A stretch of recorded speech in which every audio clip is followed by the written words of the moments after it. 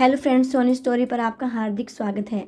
और आपका एक सब्सक्रिप्शन ही हमारा मोटिवेशन है, इसलिए हमारे चैनल को सब्सक्राइब करना बिल्कुल मत भूलिएगा। तो चलिए शुरू करते हैं कहानी। एक गांव में एक बड़ा साहूकार रहता था। साहूकार बहुत पैसे वाला था। आसपास के कई गांव में उसका बड़ा नाम था। लेकिन इस साहूकार को अपने पैसों का, अपने रुतबे का और अपने नाम का बड़ा ही घमंड था। वह अपने नाम को बनाए रखने के लिए बहुत ज़्यादा सोचता था और बिना किसी की भावनाओं की कदर किए वो सब करता था जो उसे अच्छा लगता था।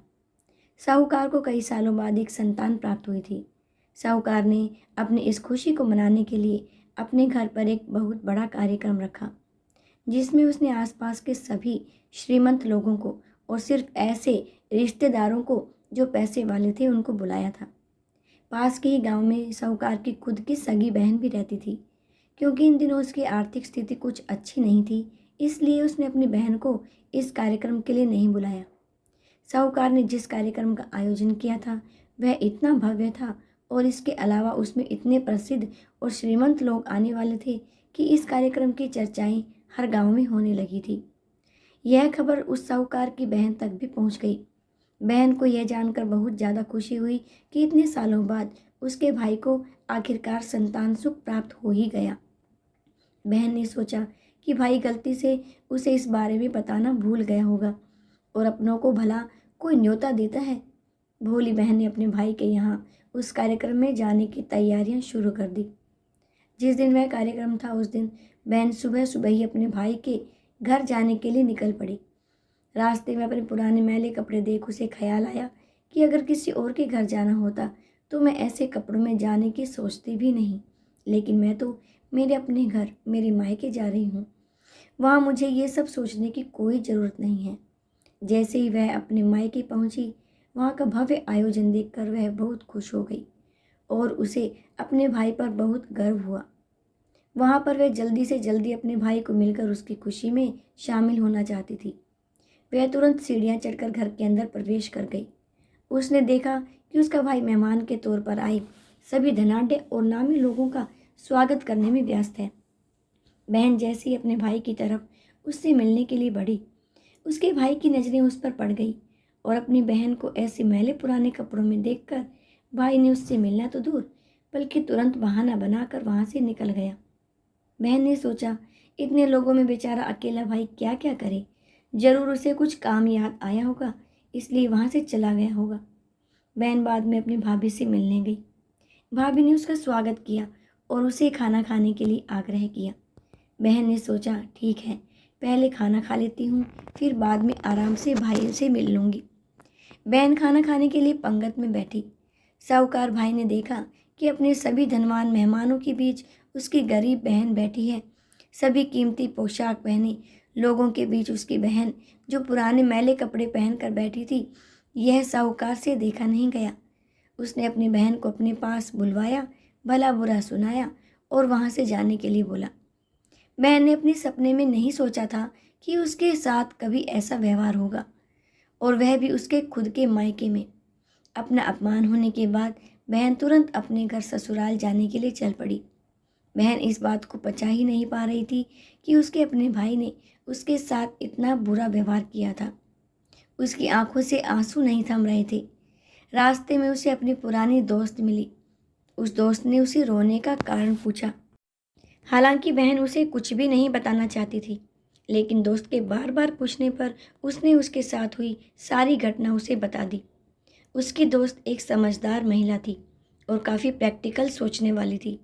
उसने कहा, अगर तुम मेरी बात मानो तो एक दिन तुम्हारा भाई खुद तुम्हें अपने यहाँ बुलाएगा और तुमसे माफ़ी मांगेगा। बहन ने उसे कहा कि मैं तुम्हारी हर बात मानूंगी, मुझे क्या करना होगा। दोस्त ने कहा कि तुम इस अपमान को, इस दुख को एक दिशा दे दो और कोई गृह उद्योग शुरू कर दो। उसमें इतनी मेहनत करो कि उस काम में तुमसे अच्छा कोई भी ना हो।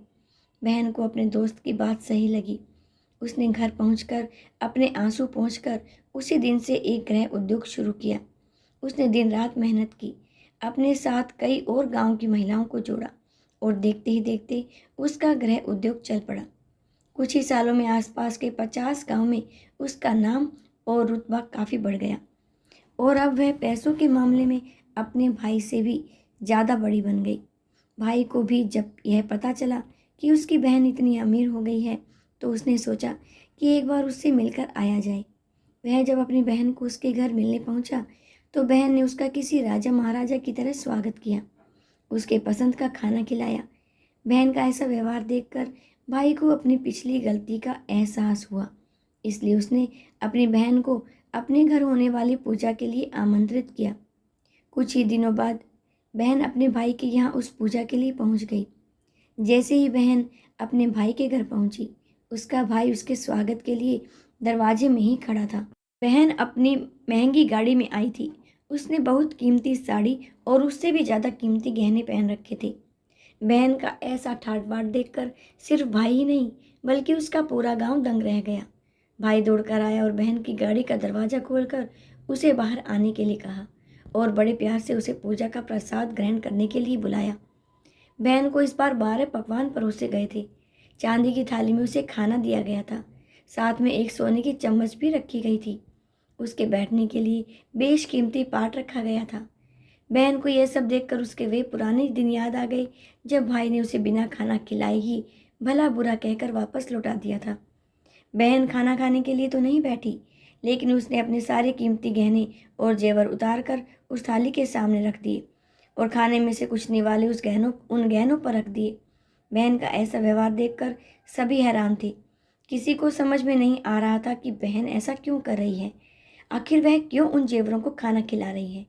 जब सभी ने उससे पूछा कि वह क्यों ऐसा कर रही है, तब बहन ने सबके सामने बताया कि आज जो उसका इतना मान सम्मान हो रहा है वह दरअसल उसका नहीं, उसके इन्हीं कीमती जेवरों और कपड़ों का हो रहा है, क्योंकि मैं तो अभी भी वही पुरानी साहूकार की बहन ही हूँ।